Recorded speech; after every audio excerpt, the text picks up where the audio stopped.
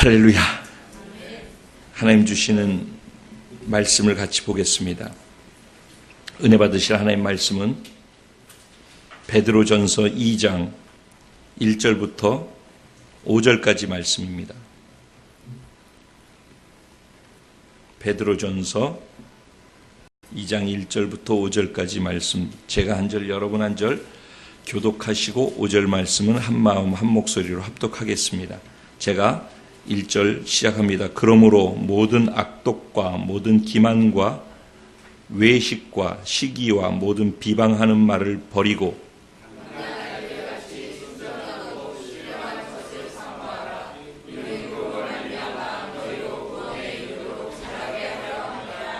너희가 주의 인자하심을 맛보았으면 그리하라.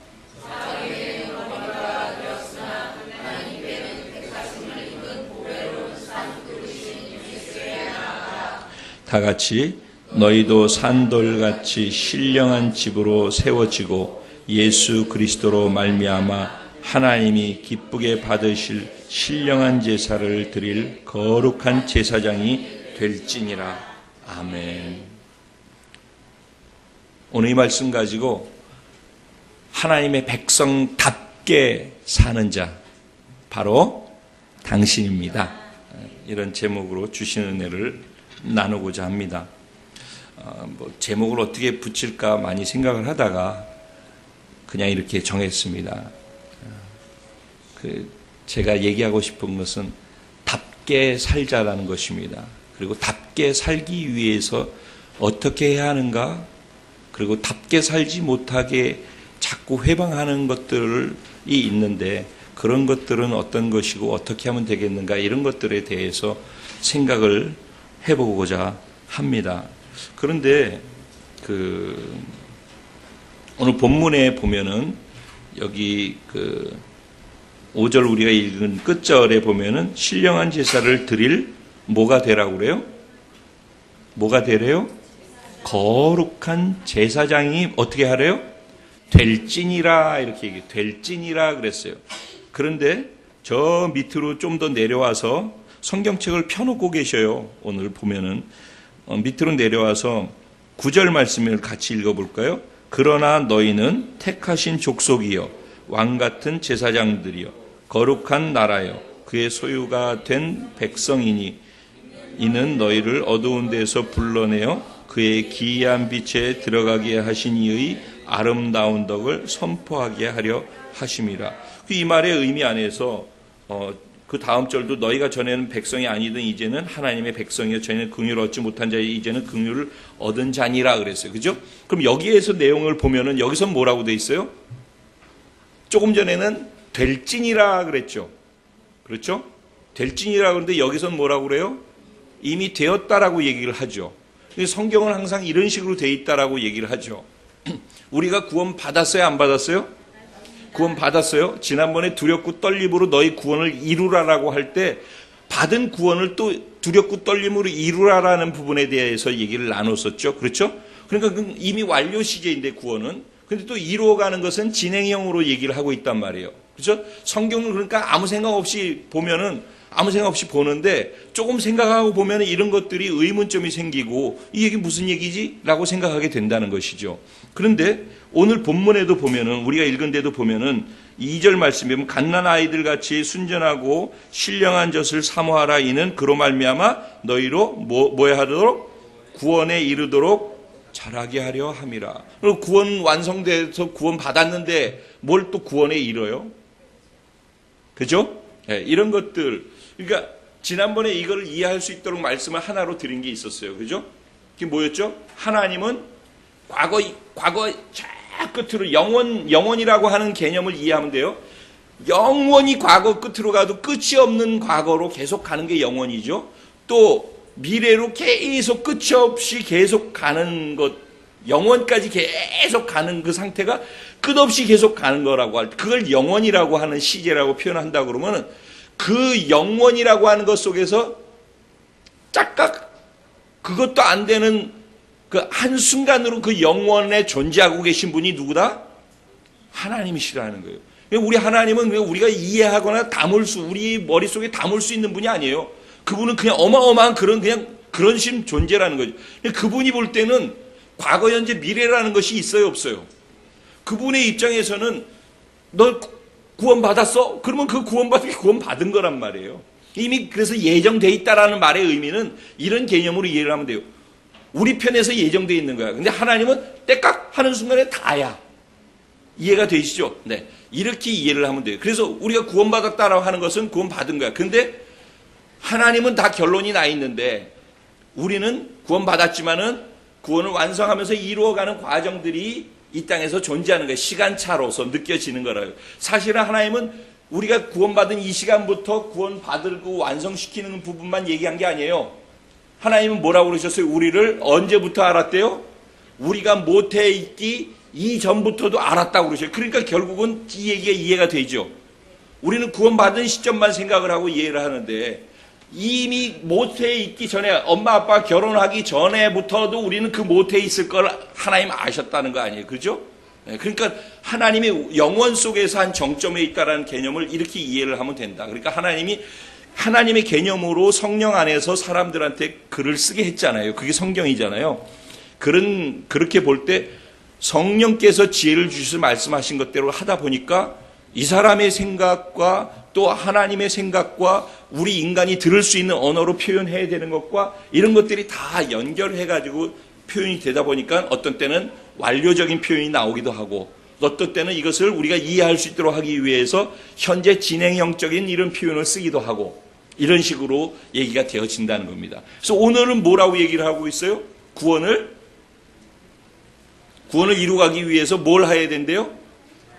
자라가야 된대요. 자라가야 된대요. 하임이가 엄마한테서 응애하고 태어나가지고 우리가 막 그걸 축하하고 기뻐하고 그랬었는데 이제 하임이가 저렇게 의젓하게 잘 자랐어요. 하임이 이름이 뜻이 뭔지 아세요? 네? 네. 헬라어로 하나님의 생명이라는 단어예요. 하임이라는 것은 하나님의 생명. 하임아. 하임이가 이렇게 응애하고 태어났는데 이렇게 잘 자랐어요. 그렇죠? 네. 잘한단 말이죠. 근데 만약에 하임이가 안 자라. 동생이 시온이가 있는데 시온이보다도 안 자라. 하임이가 계속 시온이보다 더 작어. 태어난 아기대로 그대로 있어. 근데 시온이 자꾸 더 커, 동생이. 그럼 엄마가 어떨까? 스트레스 받는 게 넘어서 이제 기도 제목이 되어지기 시작하고 맨날 울면서 그것 때문에 얼마나 그게 에너지가 거기에 막 쏟아지겠지. 왜 쏟아져? 왜 쏟아져? 왜 그러겠어? 그냥 왜? 너를 사랑하니까 엄마가 그치? 엄마가 너를 사랑하니까 그런 거예요. 왜? 사랑하는데 왜 안 자라면 왜 스트레스를 받아? 왜? 자라나는 게 평범한 거니까 자라나는 게 정상이니까 자라나야지 되는데 안 자라나는 건 답게 산다라고 할 때 태어나면 사람이에요 아니에요? 저기 지금 사람이 움직여 아니면 짐승이 움직여? 사람이죠. 근데 지금 사람다운 짓을 하고 있어? 사람다운 짓을 안 하고 있어? 예? 어떻게 하고 있어? 빨리 얘기해봐. 사람다운 짓을 하고 있어? 안 하고 있어? 하고 있어.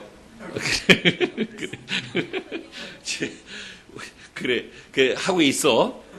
다 사람이 하는 거니까 사람다운 짓이야. 그런데 우리가 좀 더 이제 철이 들면은, 예배 드리고 있는데 이렇게 돌아다니면은 이게 예의가 아니지. 이런 생각들을 하게 된다. 철이 들면은, 그게 이제 잘할수록 생각의 깊이가 달라져요.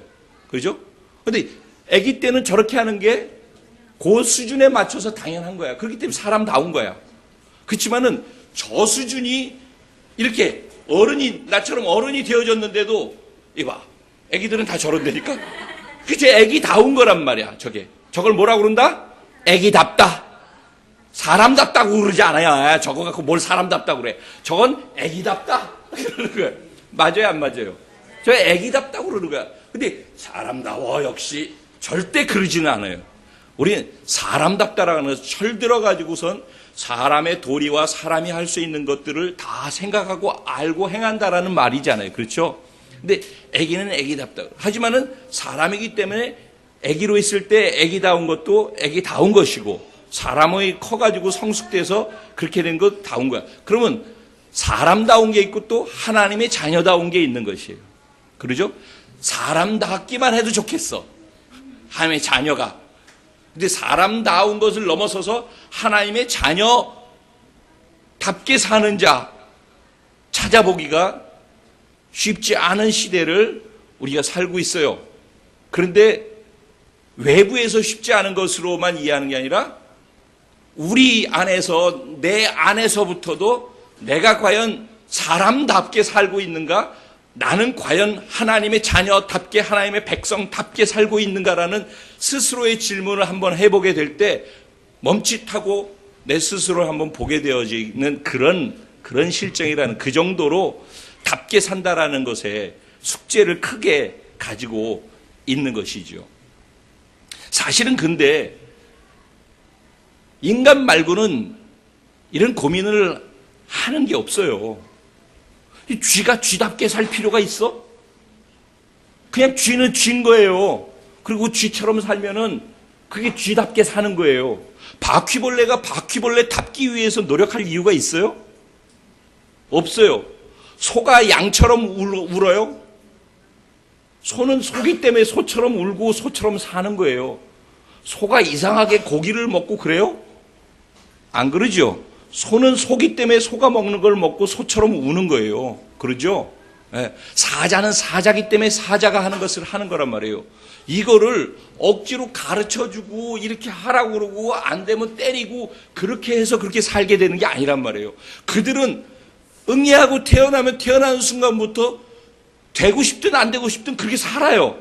그냥 그렇게 답게, 사자답게 살고 메뚜기답게 살고 그렇게 사는 거란 말이에요. 근데 사람만 태어나가지고 사람답게 사는 것이 숙제가 되어 있는 거예요. 사람만. 그리고 그 사람이 하나님의 자녀가 되잖아요. 그게 사람답게 사는 것도 숙제인데 하나님의 자녀답게 사는 건 얼마나 큰 숙제겠냐고. 그러겠죠. 여기에 우리의 사실은 어떤 면에서의 딜레마가 있는 거예요. 그래서 저는 제가 요새 계속 설교를 하려고 그러는 게 아니라고 말씀드리잖아요. 저는 어떤 원리와 공식 같은 것을 통째로 여러분들한테 주고 싶고 그거를 그냥 이해하게 해주고 싶은 거예요. 그거를.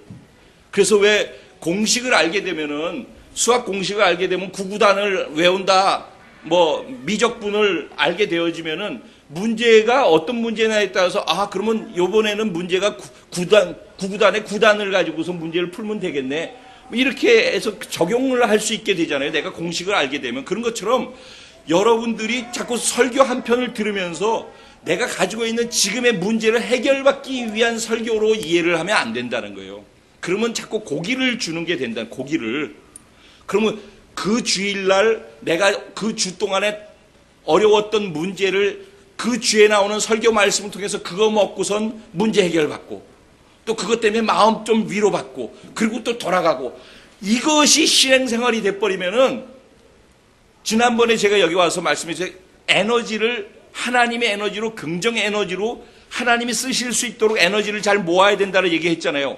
그런데 삶의 방식을 예수 믿고 하나님의 자녀고 하나님의 백성이라고 하면서 내 문제 있으면은 교회에 와서 문제만 해결받고 내 마음 불편한 것만 치유받고 그날 설교에서 그것만 해결하고 돌아가는 방식으로서 신앙생활의 구조가 되면은 에너지가 하나도 기이한 빛으로 우리를 인도하신 그분의 아름다운 덕을 선전하기 위해서 우리를 택하신 족속이요 그의 소유된 백성이요 왕 같은 제사장으로 부르셨다고 했는데, 그 부르신 이유와 결과를 만들어내는 곳에 에너지는 하나도 안 들어가고 그냥 그것만 하다 세월 다 죽이고 에너지 다 죽이면서 살게 된다라는 얘기예요.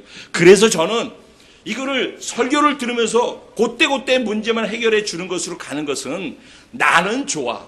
왜냐면 각자의 문제를 해결해 주고 우리 목사님 말씀 잘 전한다 이렇게 얘기하고 그때그때 은혜 받으니까 얼마나 내가 인기가 좋은지 몰라. 그런데 그게 아니라 내가 좀 뭐 하냐고. 여러분들이 성숙되어져야 되는 거예요. 자기 스스로 고기를 받아 먹는 게 아니라 고기 잡는 법을 배워가지고 여러분이 고기를 잡을 수 있도록 만들어줘야지, 그래야지 된다. 그래야지 여러분이 가지고 있는 에너지를 가지고서 바르게 신앙생활하고 에너지가 남아 도는 걸 갖고 모르고 살고 있는 사람들에게 하나님의 아름다운 것을 나누어주고 그들을 변화시키고 그들도 그렇게 살아갈 수 있도록 만드는 그런 역동성이 있는 신앙생활을 할 수 있게 되지 않겠느냐라는 것이 제 안에 도전이고 소원이란 말이죠. 이제 하나님 나라 에너지관리공단 단장.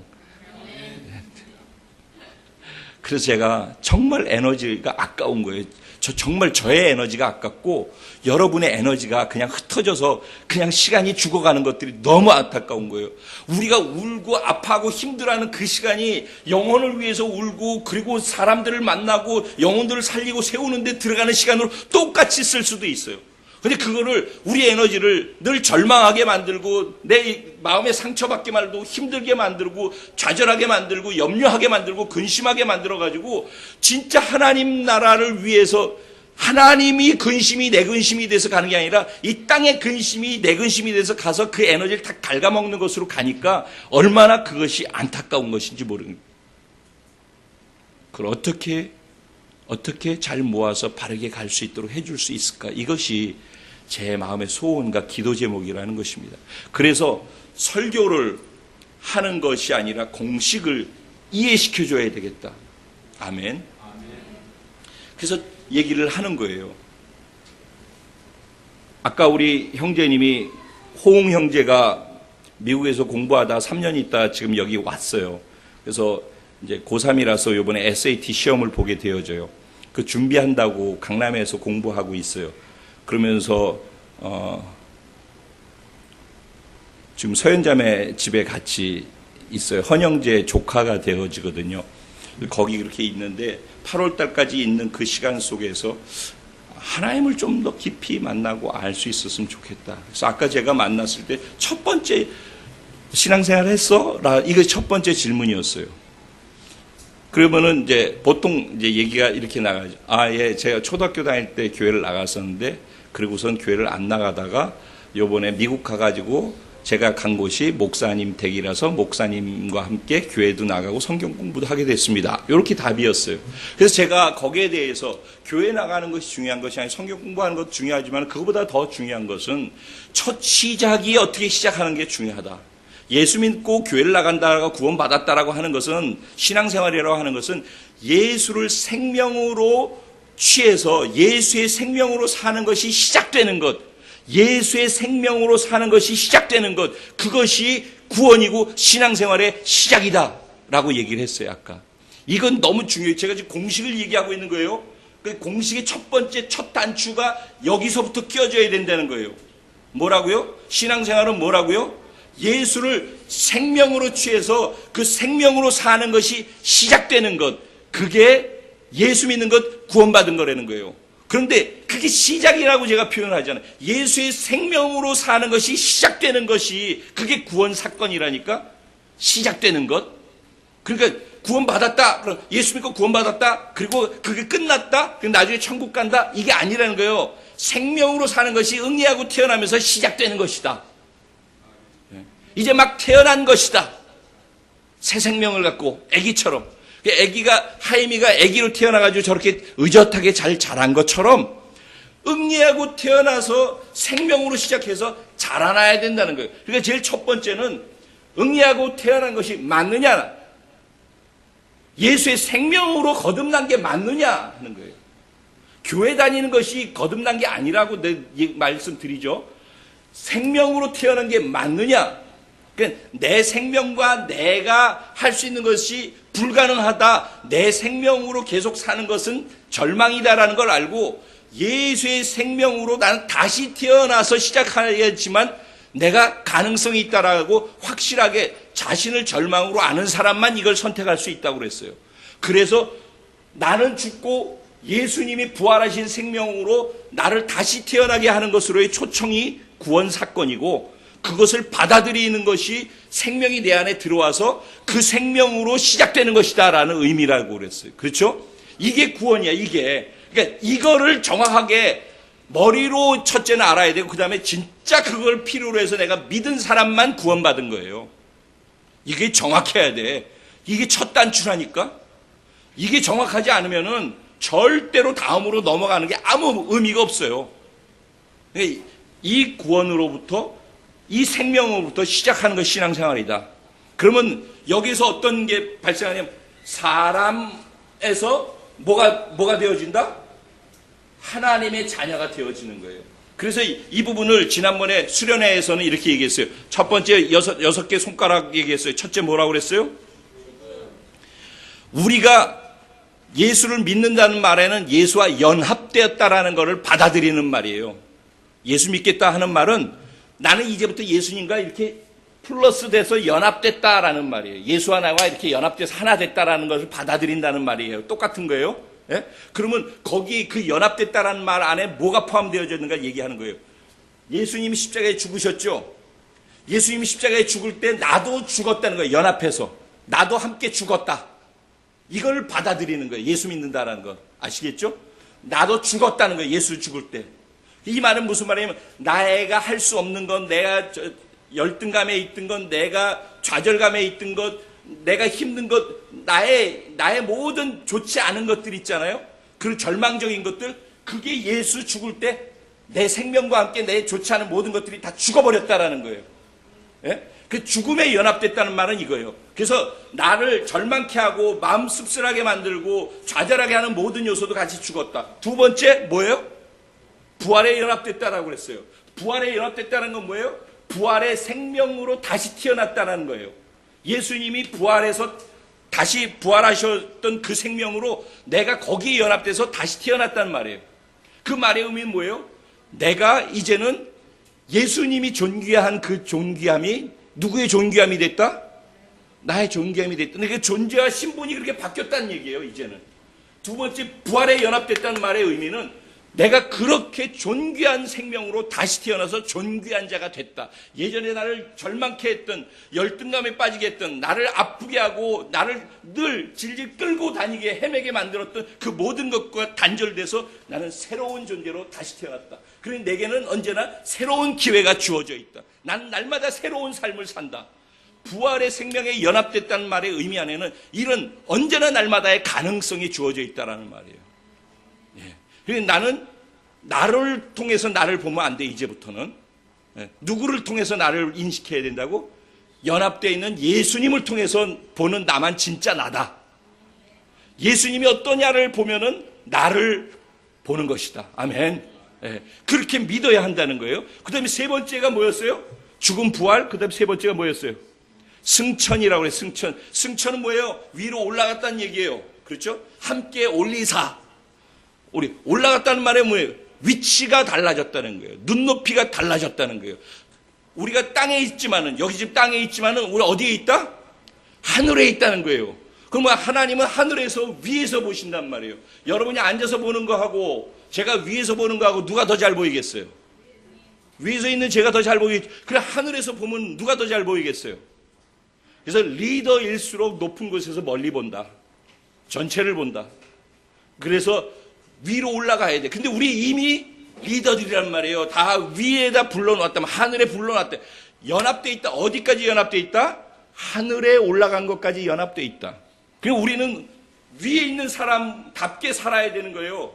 우리의 눈이 바뀌어야 되는 거예요. 우리 눈이. 여기 있지만은 세상 사람들이 이거 보고서 좋다, 저거 보고 좋다, 이게 가치 있다, 금덩어리가 요새 비싸진다, 금덩어리를 사야 된다. 이게 세상 사람들이 얘기하는 거예요. 그죠? 그러니까 위에서 볼 때는 그러면 어떻게 돼요? 그건 별로 중요한 게 아니에요. 자, 지난번에 이런 표현 썼어요. 제가 물이 있어요. 물. 여기 물. 요건 뭐예요? 금이야. 금. 금 요만큼하고 물 요만큼하고 어떤 것을 집겠어요? 여러분들은. 여기 금이야. 요거 물이야. 그럼 어떤 걸 집겠어? 당연히 작아 보이지만 요걸 집겠지. 왜? 금이 같이 있다는 걸 알기 때문에. 근데 사막에 갔어. 사하라 사막 한 복판에 딱 떨어졌어. 그래가지고 사흘길을 가도 뭐 물이 있는지 없는지 모르고 사람 만날 수 있을지 없을지 도시가 있을지 없을지 몰라. 그런데 물이 딱 여기 있어. 그리고 금이 여기 있어. 자, 요 물하고 금하고 어떤 거 선택할래? 당연히 요 물을 선택하겠지. 왜? 여기서는 금보다 요만큼의 물이 더 값어치 있다라는 것을 아니까. 그러죠? 왜 그래? 장소가 바뀌었기 때문에 그렇다는 게 장소가 바뀌면은 가치도 달라질 수 있다. 물보다 금이 귀하지만은 장소가 바뀌면은 금보다 물이 귀할 수 있다. 이 땅에 사는 사람들은 우리가 지금 귀하다고 하는 것들이 지금 있지만은 우리가 만약에 예수님과 함께 연합돼서 하늘에 있는 자가 맞다면은 우리의 가치가 하늘에서 보는 눈을 가지고 보기 때문에 가치가 달라진다는 거예요.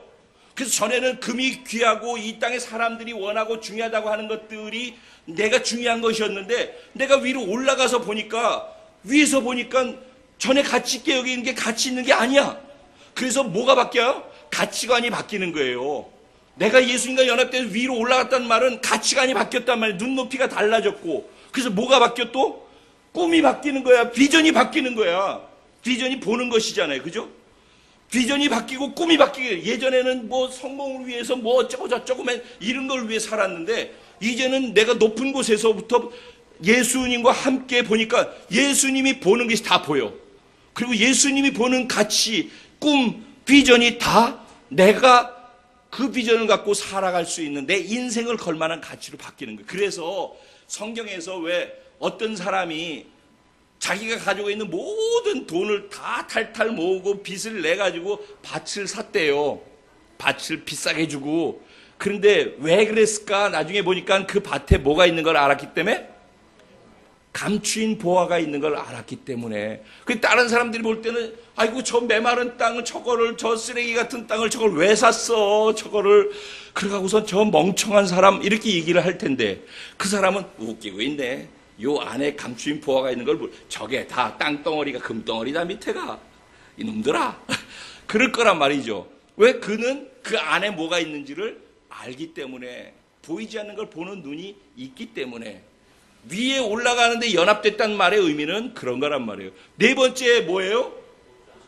보좌에도 연합되어 있다고 그랬어요. 보좌라는 말의 의미는 뭐예요? 왕의 보좌, 왕권을 얘기하는 거예요. 거기에는 권세와 권위와 능력과 통치할 수 있는 모든 것을 다 그 가지고 있는 자리라는 거죠. 그렇죠? 우리는 거기에 연합되어 있대요. 여러분 인정하십니까? 그걸 믿으십니까? 자, 그렇다고 치자고요. 우리는 거기에 있다니까. 저 높은 곳에 그 자리에 예수님이 계신 그곳에 우리가 있다니까요. 임창표 목사 하는 얘기일까? 성경에 있는 얘기일까? 에베소 2장에 보면은 다 그 얘기가 그 얘기예요. 하나님께서 예수 그리스도를 죽은 자 가운데 살리셔가지고 부활시키셔서 그래서 그를 올리시고 그리고 보좌에 앉히셔서 모든 이름이 뛰어난 이름을 주고 통치하고 다스릴 수 있는 권세와 능력과 모든 걸 주고 모든 무릎을 그 발 앞에 꿇게 하시고 만물 위에 만물의 모든 것에 충만이라고 그리고 그를 교회의 머리로 두셨다. 이렇게 말씀하셔요. 예수를 그렇게 만드셨대요. 그렇죠? 예수를 그렇게 만드셨대요. 그리고 그 밑에 내려가면 뭐라고 얘기하냐면 2장의 얘기입니다. 그 밑에 뭐라고 얘기하냐면은 그런 예수와 우리가 함께 죽게 하시고 함께 부활하게 하시고 함께 살아 올리시고 함께 보좌에 앉히시고 할렐루야. 이 모든 것이 뭐예요? 예수를 그렇게 하셨는데 그 예수와 우리가 연합해서 하나 되게 해서 함께 죽고 함께 부활하고 함께 올리시고 함께 보좌에 앉히셨다는 거예요.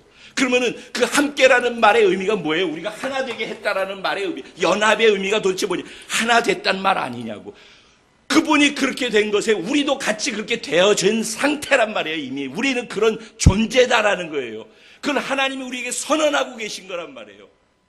믿고 안 믿고 두 번째고 하나님이 우리 보고 그렇다라고 얘기하고 계시다니까. 나는 너희를 그런 존재로 만들었다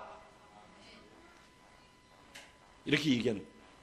그러니까 그런 존재가 되기 위해서 노력하는 삶을 살지 마라. 그건 율법적인 접근이라고 제가 말씀드렸죠. 그러니까 우리는 그런 존재가 됐다라고 선언하시니까 이제 그런 존재니까 그런 존재답게 살아라.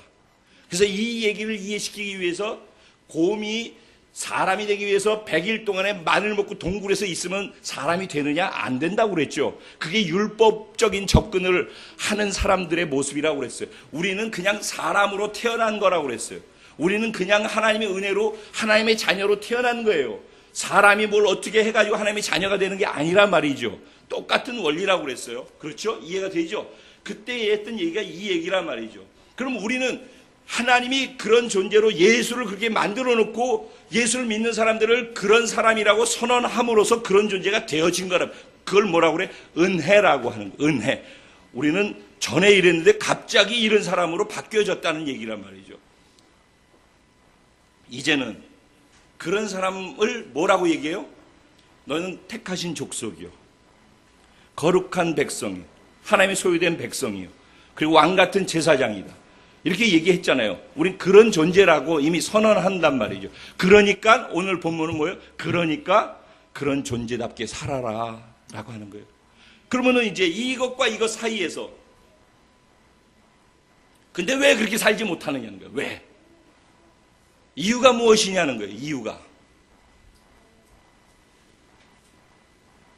그래서 그 부분에 대해서 제가 얘기했어요. 머슬의 문제다. 근육이 옛사람의 근육이 익숙해져 있기 때문에 새 사람으로 바뀌어졌지만 하나도 이쪽에 그 근육이 만들어져 있는 것이 없기 때문에 머릿속에 들은 것 같고 움직이려고 그러면 옛 근육 갖고 움직이기 때문이다. 그걸 우리가 다른 말로 표현하면 뭐예요? 습관이라고 하는 거예요. 습관. 1만 번의 법칙이라는 얘기 들어보셨어요? 사람이 일반 번을 반복하면은 프로가 된대요. 똑같은 것을. 양궁 전 세계 최연소 기록 보유자가 이 자리에 앉아 있는 걸 아십니까? 그러면 그런 자격을 보유하기까지 활을 몇 번 쐈을까? 10,000번 쐈을까? 더 쐈지? 당연하지. 10,000번을 넘어가면 프로가 되기 가능성이 있대요. 8,000번까지 한 사람이 할 수 있는 게 있고 10,000번을 넘어가려면 10,000번이라고 하는 게 굉장히 중요하대. 21일을 반복하는 것도 굉장히 중요한 거거든요. 이 사람의 습관을 바꾸는 데 있어서 21일의 법칙이라는 것이 있어요. 근데 10,000번의 법칙이라는 것이 있어요. 10,000번을 계속해라. 그게 뭐예요? 지금 뭐 하고 있는 거 우리 머슬을 만들려고 계속 얘기하고 있죠. 그거 하는데 잘 안 돼요. 몇 번 했는데 10,000번 했어? 내가 이렇게 물어보는 거예요. 10,000번 했어? 10번 했나? 10,000번 해보세요. 똑같은 것을. 그러면은 편안하게 할 수 있도록 되어져요. 그걸 뭐라고 그래요? 습관이라고 얘기를 하는 거예요. 우리는 나쁜 것의 습관이 되어져 있어요. 그래서 본문에 보면 뭐라고 그래요, 여기? 그러므로 뭐가 있어요? 모든 악독, 그 다음에 모든 기만, 외식, 시기, 모든 비방하는 말, 이런 것들이 다 뭐예요? 뭐에 속한 거예요? 옛사람에 속한 근육으로서 습관이라면 습관. 그래서 우리는 누가 분위기만 그렇게 되면 나도 모르게 뭐가 나와요? 여러분 상상해 보셔요. 제가 욕을 막 잘한다. 네? 욕을 막 잘해. 이제 표현도 할 수가 없는, 지금 얘기할 수도 없는데 막 욕을 해. 우리 특별히 그 남도 쪽에 욕이 좀 거시기해요. 그래서 만약에 제 입에서 막 그냥 그런 욕들이 막 나온다고 생각해봐. 상상이 갑니까? 제가 예전에 그랬어요. 욕을 안 하고서는 대화가 진행이 안 됐어요. 제 고등학교 때 그랬어요. 그러니까 친구들하고 그게 그냥 삶의 언어였어요. 그래서 대화를 욕으로 했어요, 우리는. 그래도 다 소통이 됐어요. 오히려 그렇게 안 하면 소통이 잘 안 됐어요. 그래도 다 무슨 의미인지 서로 다 알아. 근데 지금 여러분 상상해 가십니까? 이 목사가 만약 그렇게 욕을 한다? 보여져요? 그림이 보여져요? 절대 안 보여져요. 왜? 그게 제가 어려서부터 그렇게 살았기 때문에 그게 몸에 배가지고선 말의 습관이 이렇게 나온단 말이죠. 근데 주로 웃기고 사람들을 웃게 하는 것도 두 가지 방법이 있어요. 선한 것으로 웃기는 게 있고 꼭 옆 사람을 세상 말로 갈궈가지고 옆 사람을 망가뜨려서 웃게 하는 방법이 있어요. 근데 쉽게 웃게 하는 방법은 옆 사람의 흠집을 내가지고선 그렇게 넘어뜨리고 다른 사람이 그걸 깔깔깔하고, 이게 미국식 유머 가운데 그런 것도 있어요. 이렇게 되는 거. 그러면 한 사람은 뭐가 돼요? 모두가 웃을 때 한 사람은 아프겠죠. 이런 것들 우리는 모르고 하지만 이런 게 다 습관이 돼 있단 말이에요. 습관. 그런 습관이 옛사람에 속한 습관이라는 거예요. 그런 말의 태도에서부터, 그다음에 표정부터, 그리고 또 행동하는 행동부터, 모든 표현 방법들이, 외부로 드러나는 모든 것들이 사실은 다 습관에 의해서 나타난다는 거예요. 그러면 이거를 10,000번 이상 했기 때문에 그렇게 됐다는 거예요. 우리는 잘 안 돼요, 고치려고 그러는데 힘들어요, 그러지만은 왜냐면은 아무 생각 없이 그것을 반복해서 했기 때문에 이미 세팅되어 있는 근육이라는 거죠. 그러면 이제는 이쪽으로 바꾸기 위해서는 이걸 또 습관을 만들어야 되잖아요. 이거는 쉽게 할 수 있는 거예요. 원래 나쁜 거는 안 가르쳐도 쉽게 해. 원래 그런 거예요. 다 애들 안 가르쳐줘도 안 좋은 건 일찍 배우지, 그런 거예요. 근데 좋은 거 가르치려면 굉장히 어려운 거예요. 그러면은 이건 쉽게 배우고 10,000번 쉽게 해. 근데 좋은 걸 갖다가 하게끔 만들어주려면은 노력하고 반복하고 계속 집중하게 해주고 이러면서 계속해서 10,000번을 해야지 그게 되지 않겠냐고요. 그렇죠? 이거를 습관과 습관의 대결인 거예요. 새로운 습관을 만들 수 있도록 해야 된단 말이죠. 근데 그 한 번, 두 번 하고 10번 하고 20번, 100번 했다고 그래서 이제는 이렇게 100번씩이나 했는데 안 되니까는 나는 안 된다, 포기한다, 끝낸다, 좌절했다, 이거 아니라는 거죠. 이해가 되시죠? 그래서 이런 습관이 우리를 갖다 계속해서 우리를 흔들어 놓는다는 거예요. 그런데 우리가 답게 살려고 하는 거에 있어서 우리를 답지 못하게 만들려고 하는 것으로 쓰여지는 그 사단의 방해 요소들이 있다고 그랬어요. 그렇죠? 근데 그게 어디로부터 온다고 그랬어요? 외부로부터 온다고 그랬었죠? 외부로부터 와요. 외부로부터 오는데 어디로 온다고 그랬어요? 네. 우리의 생각, 뇌, 여기가 마음이란 말이에요. 우리의 마음이 여기에 있다고. 여기 있는 게 아니라 여기에서 생각도 감정도 다, 우리는 감정이 여기 있다고 생각하잖아요. 여기에서 생각이 감정을 만들고 이게 다 있기 때문에 여기에 있단 말이에요. 생각과 감정과 의지, 이게 혼에 속한 부분이라고 그랬잖아요. 사단이 영은 간섭하지 못하지만 혼을 간섭하고 혼에게 속인단 말을 했어요. 그래서 생각을 통해서 자꾸 우리를 속인다고 그랬어요. 그리고 지난주에는 생각과 더불어 뭐에 대해서 말씀드렸죠? 감정에 대해서 말씀드렸어요. 우리 감정이 고착되어 있으면은 대개는 논리적 생각에 의해서 감정이 영향을 받고 행동으로 나타나게 되는 것이 일반적인데, 감정이 상처를 받고 고착되어 있으면은 그 고착된 감정은 내 생각과 논리보다 먼저 반응하게 된다. 그래서 대인관계나 인간관계를 하는 데 있어서 그런 것들이 엄청나게 나를 당황스럽게 하고 그리고 관계를 깨트리는 것으로 작용한다. 그래서 성경 말씀을 알고 이렇게 해야 되는 것이 옳다는 걸 알고 그렇게 하려고 하더라도 고착된 감정은 내가 생각하고 있는 대로 논리적으로 표현하도록 안 나가고 그냥 핥히는 것으로 나도 모르게 이거 내가 원하는 거 아닌데 자꾸 난 이러고 있어. 마음속은 이게 아니라고 생각하는데 이렇게 하고 있다는 거지. 핥히고 있다는 거지. 그리고 자기 스스로 당황하고 그러면서 점점 상황을 수습할 수 없는 상황으로 몰려가게 되는 것. 이거 뭐 때문에 그렇다고 그랬어요? 고착된 감정 때문에 그렇다고 그랬어요. 그러니까 사단은 우리의 생각 속에든지 감정 속에든지 고착화시키려고 한다. 사단이 주는 것에 의해서 고착화되도록 만들려고 한다라는 것이었어요. 그죠? 그래서 제가 오늘 말씀 속에서는 혼에 속한 부분의 마지막 부분이 뭐가 있겠죠? 의지라고 하는 것이 있어요. 의지. 중요한 것은 이제 의지예요. 근데 오늘 본문의 내용을 보면은요, 제가 눈여겨보는 부분은 본문 내용 전체도 중요한 것이지만은 여기에서 중요한 건 뭐냐면요. 1절에 보면 그러므로 모든 악독, 모든 기만, 외식과 시기와 모든 비방하는 말을 어떻게 하래요? 버리라고 그랬죠. 그 다음에 2절에 뭐라고 그랬어요? 갓나아가 같이 순전하고 신령한 젖을 뭐 하래요? 사모하라고 그랬어요. 그렇죠? 예. 그 다음에 4절에 보면 뭐라고 되어 있어요? 사람에게는 버림받았으나 하나님께는 택하심을 입은 보배로운 산돌이신 예수께 나아가 그랬어요. 그럼 예수께 나아가는 것도 그렇고 버리는 것도 그렇고 사모하는 것도 그렇고 그건 의지적으로 선택해야만 하는 부분에 속한 거예요. 근데 이거를 또 다른 말로 뭐라고 얘기를 하냐면 여기에서 지금 보면은요. 사람에게는 어떻게 됐대요? 버림받았대요. 사람은 의지적으로 뭘 선택한 거예요? 누구에 대한 얘기예요, 이게 지금? 예수에 대한 얘기예요. 그렇죠? 예수에 대한 얘기인데 사람은 예수를 어떻게 했대요? 버렸대요. 근데 하나님께서는 예수님을 어떻게 했대요? 택하셨대요.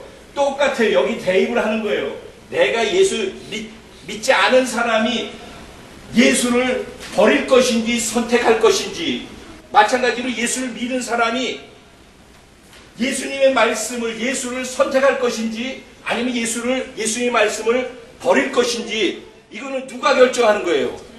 내가 내 의지로 결정하는 거라는 거예요. 오늘도 제가 우리 일부 예배는 아니지만 기도회를 하면서 일부에서 그 오늘 할 내용에 대해서 요약을 해 드렸어요. 간단하게 요약을 했어요. 거기에서 얘기한 것이 우리 생각이나 감정에 나 하나님 말씀대로 하려고 하는데 잘 안 돼요, 이런 생각을 다 하잖아요. 그죠? 그 얘기는 뭐예요? 하나님의 말씀이 내 생각 속에 있다 없다? 있다는 거예요. 근데 중요한 건 뭐냐면요,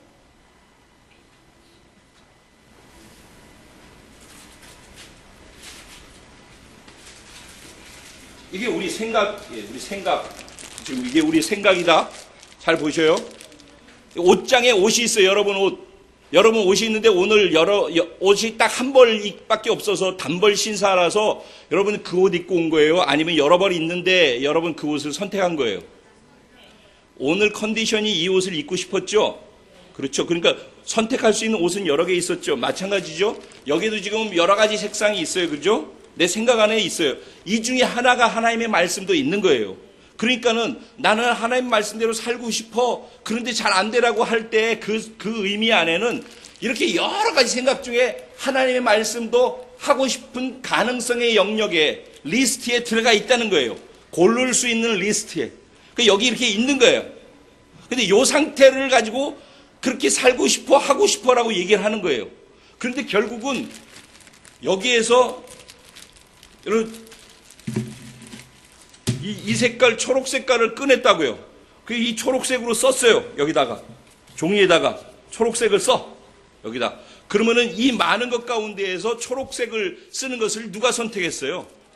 그럼 여기 지금 하나님의 생각, 하나님의 말씀도 이 안에 있어요, 없어요? 있어요. 있고 원하는 바도 있는데 내가 뭘 선택했어요? 초록색을 선택한 거예요. 이거를 누가 하는 거예요? 의지가 하는 거란 말이에요. 의지가, 결국은 의지가 이걸 하는 거예요. 선택은 누가 하는 거다? 의지가 하는 거다. 그러니까는 지금 뭐의 문제냐면은 생각에 고착되는 것도, 감정에 고착시키는 것도 사단이 다 그렇게 하는 것이고, 그렇게 실제 그걸 통해 가지고 우리를 방해하는 것이 맞거든요. 그리고 사단이 실질적으로 영적으로도 아까 미리 얘기한 것처럼 우리가 그런 집회를 할 때 영적으로 막 그렇게 해서 흔들어 놓는 것도 있고 다 있는데, 우리 외부에서 오는 영적인 방해뿐만 아니라 내부의 생각이나 감정 속에 방해를 하고 있는데, 그럼에도 불구하고 그런 방해도 이 안에 있고, 그 방해, 사단이 주는 생각들, 악독, 시기, 미움, 등등 이런 것들도 다 내 안에 있어요. 감정과 생각도. 그런데 하나님이 주신 말씀도 내 안에 이렇게 있다는 거예요. 여기서 내가 뭘 선택할 것인가. 그래서 이거를 이렇게 표현했어요. 내가 받은 파일이, 숙기자매로부터 받은 파일이 많어. 나한테 연애 편지를 맨날 보냈어.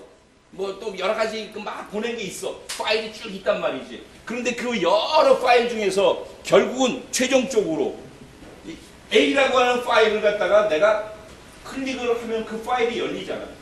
그러면 그 열린 파일을 내가 볼 거 아니냐고. 그러겠죠? 그럼 클릭한 것만 열린다니까.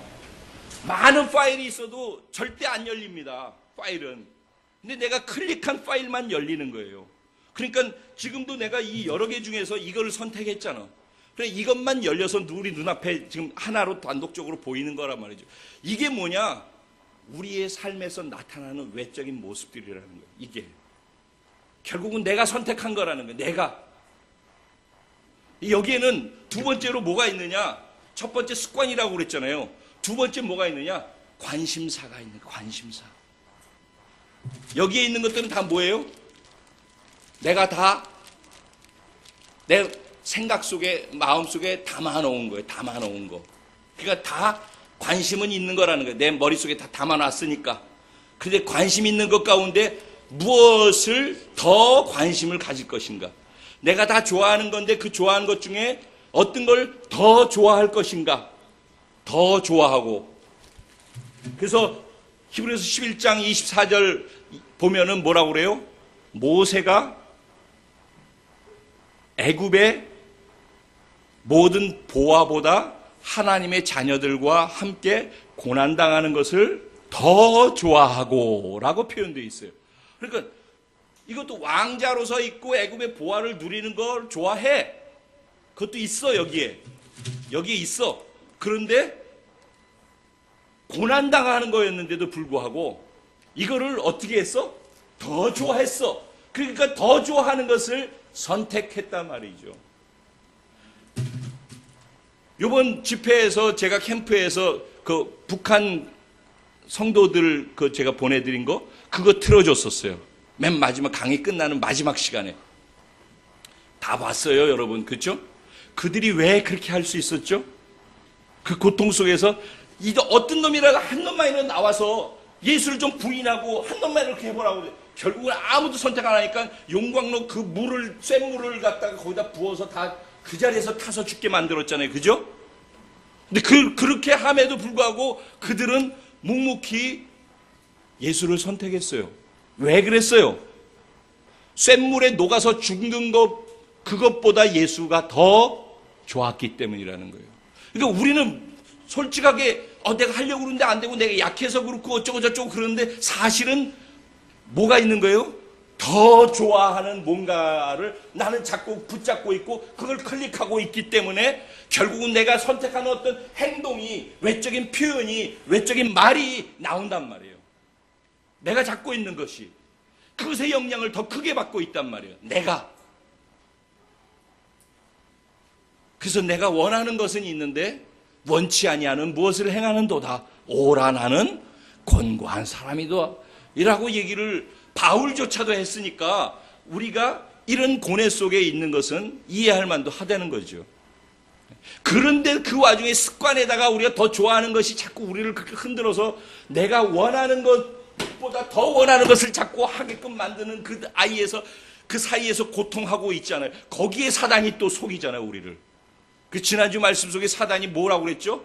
좋은 거 당근 주어가지고 교만케 만들고 높은 자리에 있거나 부자 되게 하거나 잘 되게 만들어가지고 교만하게 해가지고선 에너지를 갖다가 또 부정적으로 쓰게 하고 또 하나는 당근이 아니라 채찍 줘가지고 고통 주고 눈물 주고 어렵게 하고 근심하고 염려해가지고 그것 때문에 스트레스 받고 에너지 쏟아가지고 또 하나님의 에너지를 쓰지 못하게 만들고 결국은 우리를 속여가지고 이렇게든 잘 되든 못 되든 그것이 하나님의 에너지가 아니라 다 버리는 에너지가 되도록 만드는 것이 하려고 하는 것이 사단이 원하는 것이다. 그러니까 사단은 그렇게 속여서도 그렇고 환경적으로 영적으로 우리를 계속 방해하려고 한다. 그리고 우리 습관도 그렇게 돼 있지.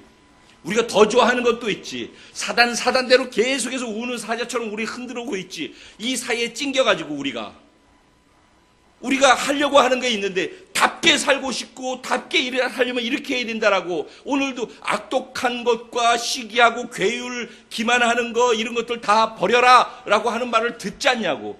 그래 그러면 여기에 또 하나 파일로 들어온단 말이지 오늘도. 그럼 들어온 파일이 들어온 것으로 내가 살아내려면 그 파일을 찍어서 눌러서 열어야 되는데 여기에 하나 들어와 있는 거란 말이에요. 도서관에 있는 책 중에 하나로 또 하나 이렇게 소장하는 도서가 돼서 꽂히는 거에 불과하지 그게 내 삶에 영향을 주는 도서가 되려면은 장로님 도서 수많은 도서가 있으면 뭐하냐고. 내가 보고 내가 그걸 간접 경험을 직접 경험화해서 살아내야지만 그 책 안에 있는 생명이 내 것이 되지 않겠어요.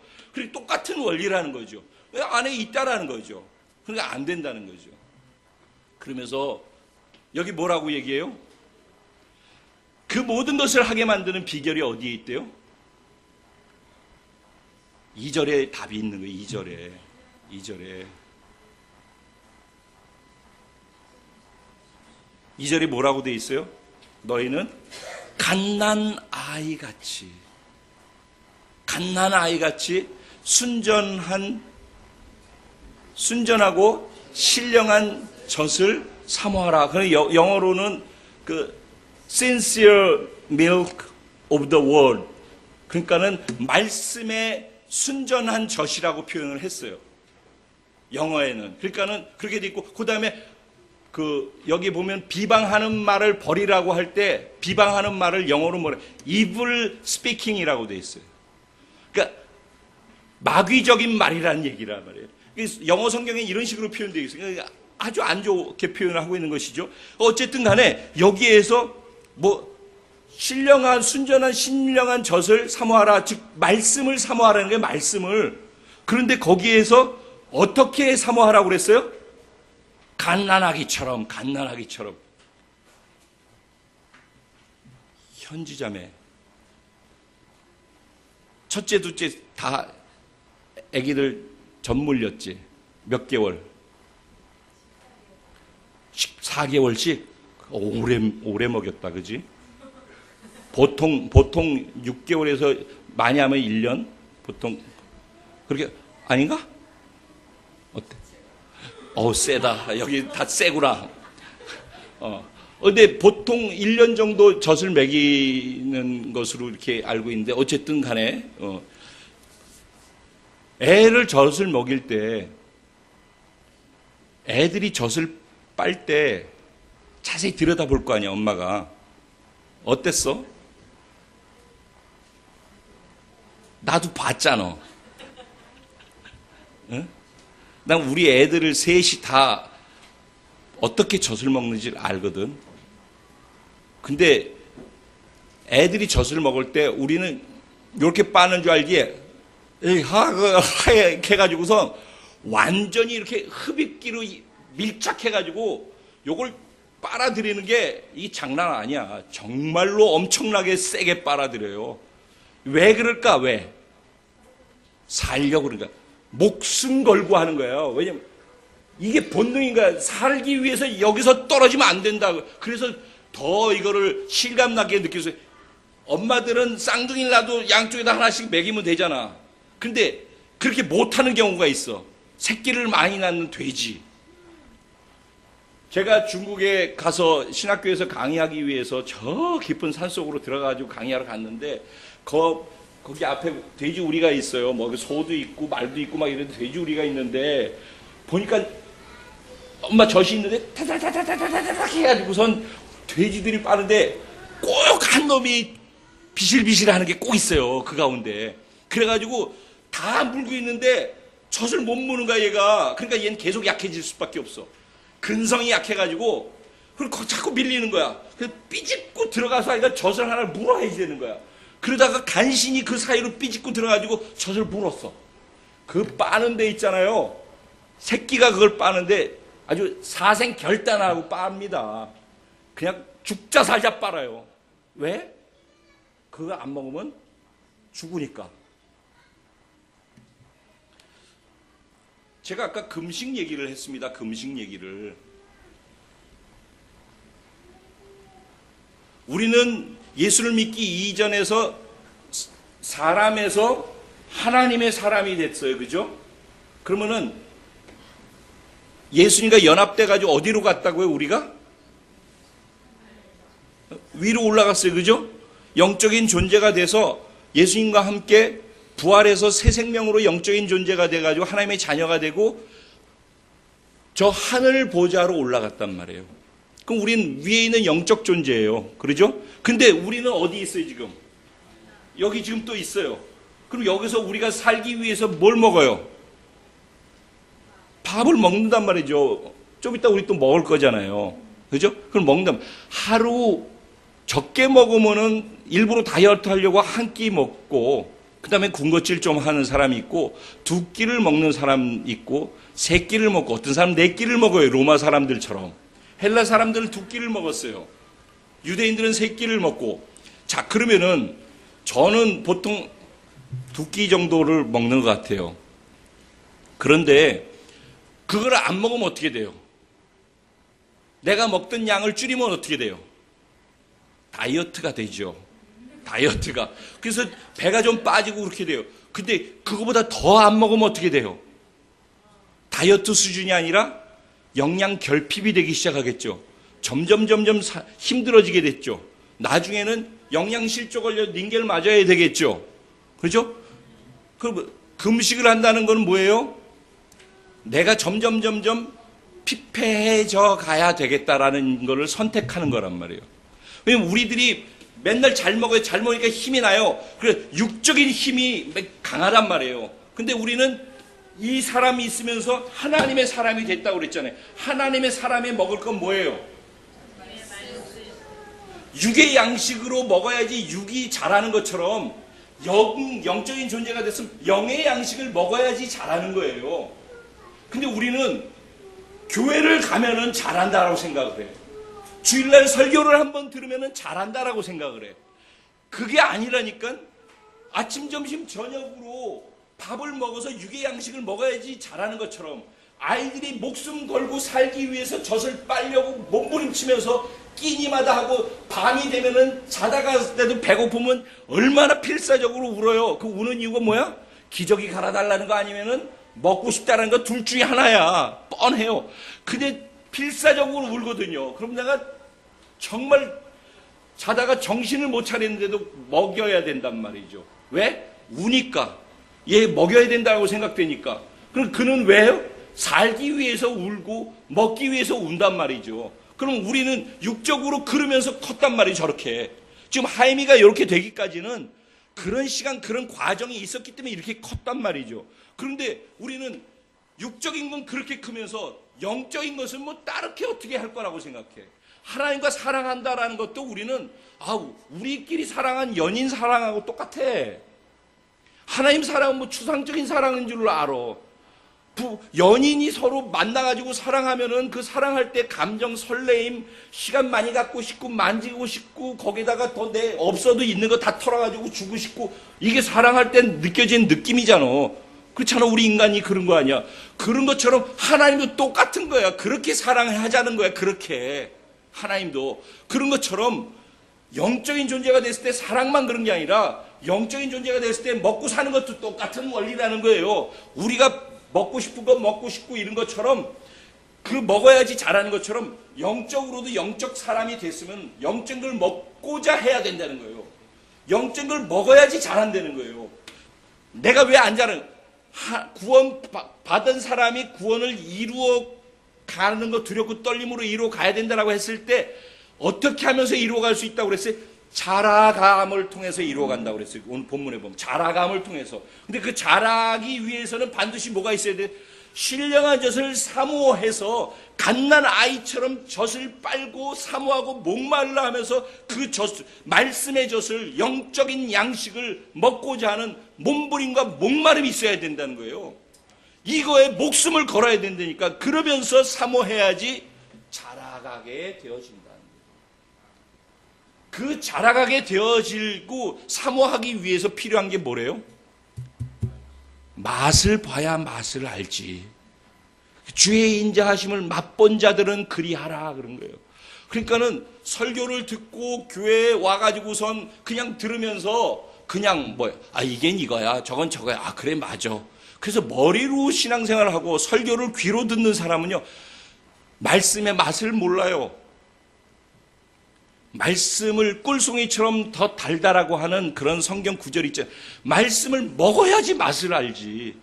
말씀을 귀로 들어가지고서는요, 절대 말씀의 맛을 모릅니다. 말씀을 먹는 사람은요, 그 말씀의 맛을 알아요. 왜냐하면 그 말씀이 생명이기 때문에, 그 말씀이 능력이기 때문에, 그리고 그 말씀이 영적 양식뿐만 아니라 그 말씀이 내 믿음의 근거가 되기 때문에.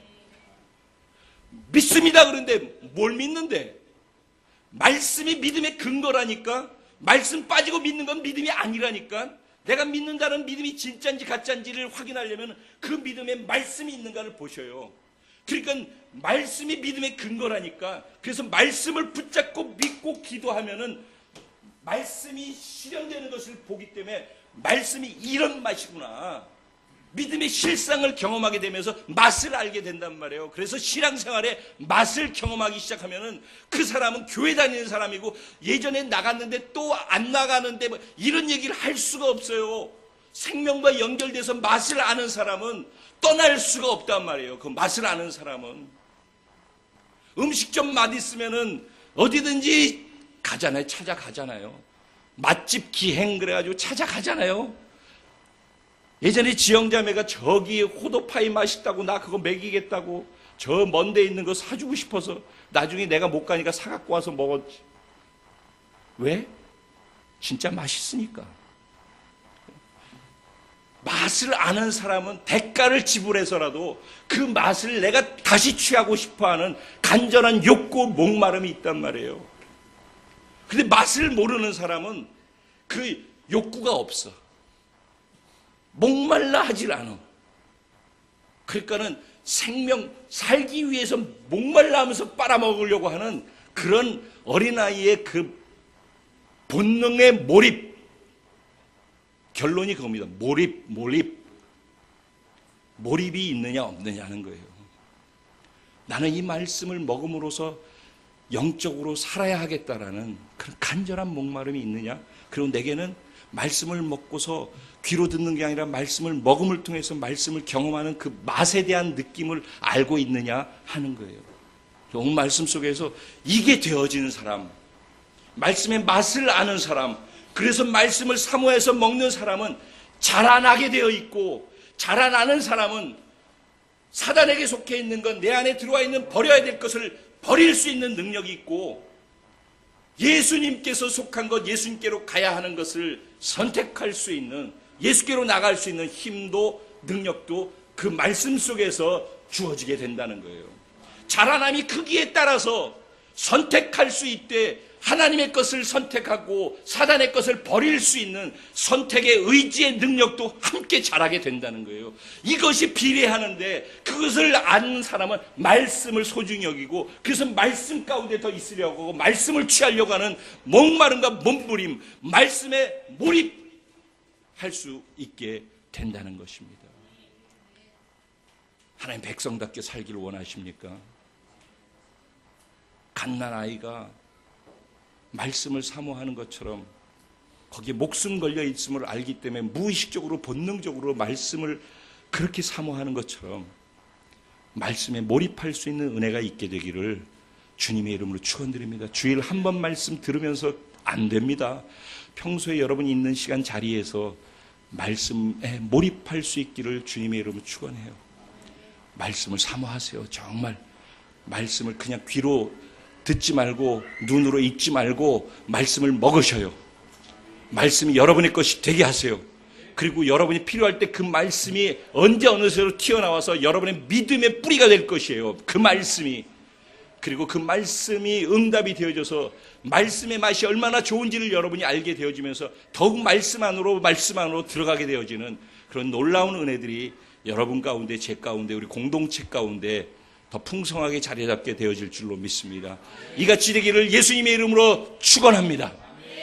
우리 말씀 생각하면서 같이 기도합니다. 내가 그렇게 되게 해주세요. 그 내가 잘못된 습관 돼 있는 것들을 습관을 바꿀 수 있도록 10,000번 이상 훈련할 수 있게 도와주세요. 하나님의 말씀도 들었는데 말씀보다 여러 가지 사단으로부터 온 내가 원했던 것, 좋아했던 것 다 내 머릿속에 함께 이렇게 있는데 이 중에서 하나님의 것, 예수님에게 속한 것 말씀을 클릭할 수 있는, 더 좋아하는 내 관심사가 더 하나님의 것에 관심을 기울일 수 있도록 선택할 수 있는 은혜를 주세요. 사단의 모든 방해를 뛰어넘어 이길 수 있는 믿음을 주세요. 이 모든 것을 가능케 할 수 있도록 말씀을 사모할 수 있게 하시고 말씀에 몰입해서 말씀을 먹음으로 내가 자라나게 해주세요. 그래서 버릴 것은 버릴 줄 알고 그리고 취할 것은 취할 줄 아는 그런 삶을 살게 하시고, 그래서 하나님의 사람답게 살 수 있는 은혜가 내 인생 속에 넘쳐나서 나를 통해 수많은 사람들이 예수를 먹고 또 마시고 살아나고 세워질 수 있는 그런 축복의 유통자들이 되게 해주세요. 주님의 이름을 한번 부르고 통성으로 기도드립니다. 주여!